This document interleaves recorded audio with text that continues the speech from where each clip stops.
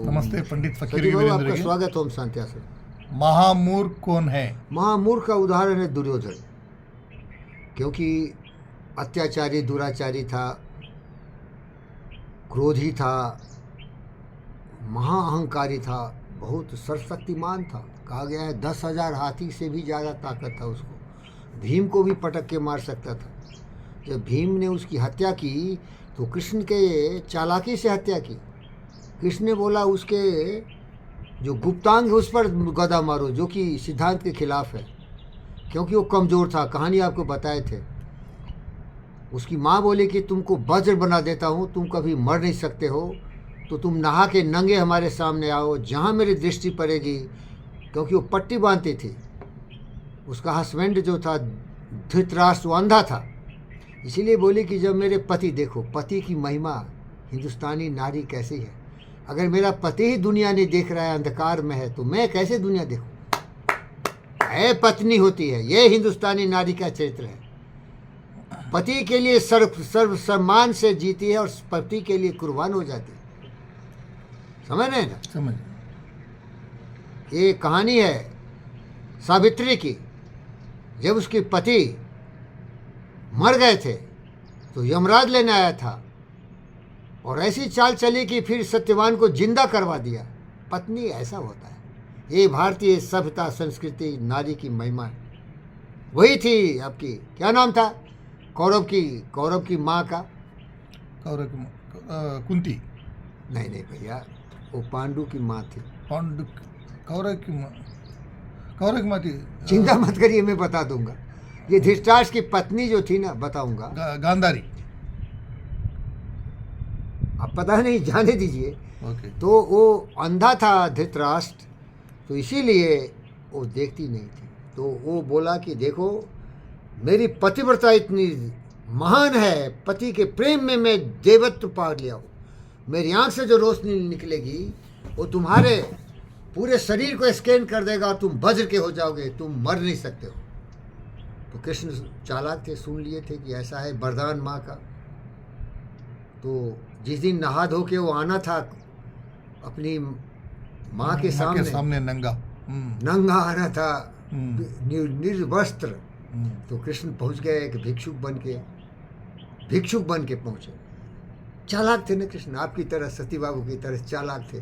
लेकिन आप 0.001 भी चालाक नहीं हो। कृष्ण जैसे चालाक तो कोई हुआ ही नहीं। इतने चालाक थे, इसीलिए तो उनको भगवान मानते। ये आपका भी मैं भगवान क्यों बोलता हूँ? साधारण लोगों से आप बहुत अच्छे हैं। साधारण लोगों से बहुत अच्छे आप। भगवान वही है जिसने भाग्य को अपना विधाता बन के उसको विचारों से पवित्र किया, वही भगवान हो। तो शायद गंधारी ही था,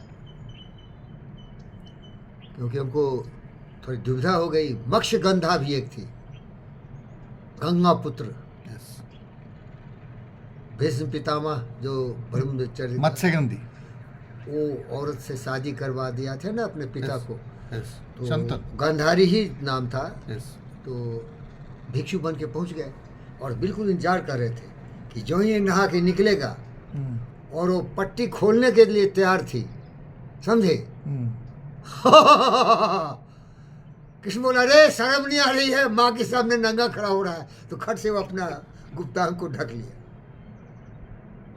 हो गया। और गंधारी रोना शुरू करी। क्या किया पुत्र, पैदा हुए तो हम देखे तुम्हारा हर अंग, तुम्हारा वो अंग कमजोर है, वही मारे जाओगे तुम।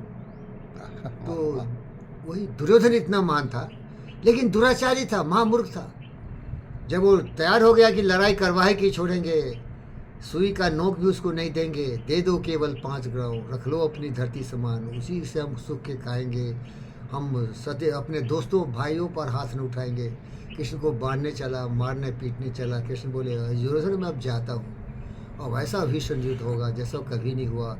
सभी मरेंगे, चीले कौवे खाएंगे पिएंगे, तुम मरा हुआ पड़ा रहेगा, तड़पता रहेगा। अब मैं जा रहा हूँ, दोस्त की बात न तुम माना, अब मैं चला हस्तिनापुर से चला।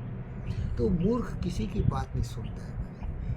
और कृष्ण बताए उसको कि तुम बहुत बड़ा गलत काम कर रहे हो।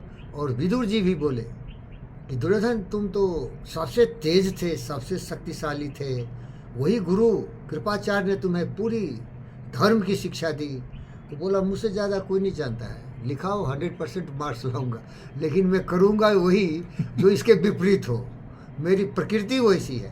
तो साहब मूर्ख ऐसा होता है ना, मूर्ख हृदय नहीं चेत, जो गुरु मिले ही प्रेम सब। सूरदास की काली कामरी चढ़त न दूजो रंग, सूरदास की काली कमरे चढ़त न दूजो रंग, चदक न जोत रंग, छारी मन हरि विमुखन के, चारी मन हरि विकम कन के जाके संग कुबुज उपजत जाके है, संग कुबुज से परत भजन में भंग। व्रत भजन में भंग। अब देखो अनंत ऐसा असंख्य लोग हमारे आगे पीछे हैं जो महामूर्ख है, बच के रहना रे भाई। ओम शांति। ओम शांति, ओम शांति।